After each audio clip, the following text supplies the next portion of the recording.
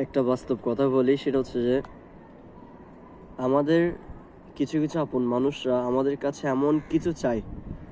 আমার এইজটা হচ্ছে যে ধরেন 22 বছর। তো একটা মানুষ ওই পজিশনটা অ্যাচিভ করতে হলে অবশ্যই তাকে 30 থেকে 35 বছর হইতে হবে। তারপর গিয়ে ওই পজিশনে সে কি করবে, অ্যাচিভ করবে। লাইক আমি বেতনের কথা বলি, একটা চাকরির বেতনের কথা বলি। একটা মানুষ চাকরি করতে করতে তার বেতন হয় কত, প্রায় 40,000 টাকা 35-40 বছরে গিয়ে, ঠিক আছে? তো এখনকার জেনারেশনের মানুষগুলো একটা 20 বছরের বাচ্চা থেকে, 20 বছর বাচ্চা বলতেছি কারণ এখনকার জেনারেশনে 20 বছর ছেলে অনেক স্ট্রং। তৎকালীনের ছেলেগুলো মানে বাচ্চা ছিল আর কি, ওই উপলব্ধি করে আমি এখন বলতেছি আর কি। তো এখনকার 20 বছর ছেলের থেকে ওইটা আশা করে, 40,000 টাকা বেতন আশা করে, বুঝছেন? ওইরকম টাইপের গেছে আর কি। মেয়ের বাপে জিজ্ঞেস করা যে ছেলে কি করে, ছেলে তো কিছুই করে না, আকাইমে কোকাইমে। ছেলে যদি মানে বড় কিছু হয় তখন গিয়ে সরকারি চাকরি করলে তখন গিয়ে আমি মেয়ে দেওয়ার চিন্তা ভাবনা করবো। ওইরকম হয়ে গেছে আর কি। তো মেয়ের বাপেরে মানে ছেলেরা বলে কি জানো, তোমার বাবারা বলে দিও আমার এই বয়সে যা কিছু অ্যাচিভ করছে আমি, ওইগুলো ওনার এই 20 বছর বয়সে অথবা 22 বছর বয়সে উনি পাইছে কিনা, উনি এগুলো নিয়ে চিন্তা ভাবনা করছে কিনা, তোমার বাবারা এটা জিজ্ঞেস করিও। ঠিক আছে, আমাদের সমাজগুলো এরকম হয়ে গেছে ভাই। আমরা আমাদের লাইফে বিশ্বাস করবেন, আমরা এমন সিচুয়েশনটার সাথে মুখোমুখি হয়ে জায়গা যে না পারতেছি না পিছনে যেতে, পারতেছি না সামনে যেতে। মানুষ সুইসাইড কেন করে? আমাদের সমাজে এমন ছেলে পেলে দেখছি, বিশ্বাস করবেন আমার মাঝে মধ্যে আমার ফ্রেন্ডস কিছু কিছু বন্ধু বান্ধব বলে, বন্ধু সুইসাইড করে ফেলতে মন চাচ্ছে, আত্মহত্যা করতে মন চাচ্ছে আমাদের। আমি বললাম কেন? ওদের ভাই আমারে যে প্রেশার ক্রিয়েট করে আমার আত্মীয় স্বজন বেড়া, আমার এই বয়সে নাকি আমি বলে এত বড় বড় ইয়া করতো। আমি মাত্র পড়তেছি অনার্সে, অনার্স সেকেন্ড ইয়ার পড়তেছি, থার্ড ইয়ারে। তাহলে আমি পড়ালেখা করবো নাকি পাশাপাশি আমি নাকি পড়ালেখা বাদ দিয়ে আমি সংসারে দায়িত্ব নেব?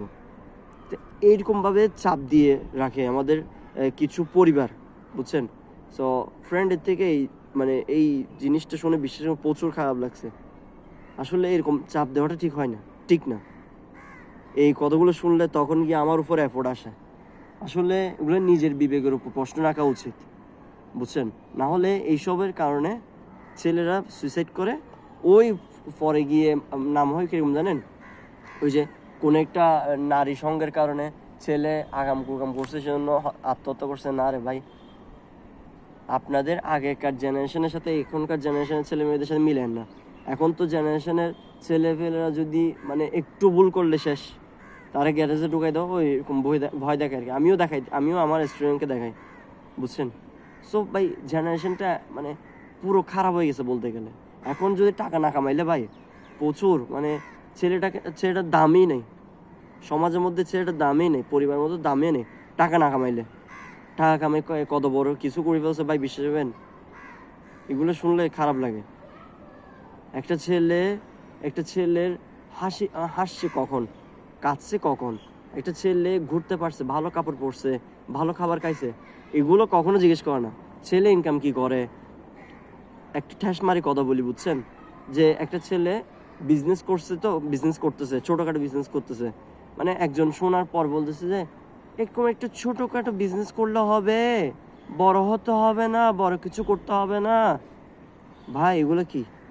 একটা ছেলে আস্তে আস্তে বড় হচ্ছে আর কি, তাহলে তাকে এমনভাবে ডিপ্রেসড করে ফেলতেছে একটা ছেলে, বিশ্বাস করবেন সে আর মানে বাঁচার মুহূর্তের মধ্যে থাকে না, বুঝছেন? সো মানুষকে যদি ভালো সাপোর্ট দিতে না পারলে প্লিজ স্কিপ করেন। কিন্তু আপনার যেরকম বেঁচে থাকার অধিকার আছে, ঠিক সেম তারও বেঁচে থাকার অধিকার আছে। কিন্তু আপনি যে কোটা মারি ঠেস মারি আপনি যা মানে আঘাত করে যে তাকে কি করছেন, কথা বলছেন, সে ভিতরে অলরেডি মরে যাচ্ছে। তাহলে কিসের? ওই ছেলেটার জায়গায় নিজের ছেলেকে বসিয়ে দেখেন না। আপনার ছেলেকে তো বললে আপনি জুতা ফিরে যা ইচ্ছে তাই করে ফেলেন, কিন্তু আরেকজনের ছেলেও তো ছেলে, তাই না? একটা মায়ের ছেলে, তাই না? এগুলো বুঝে শুনে কথা বলেন। আফসোস জেনারেশন।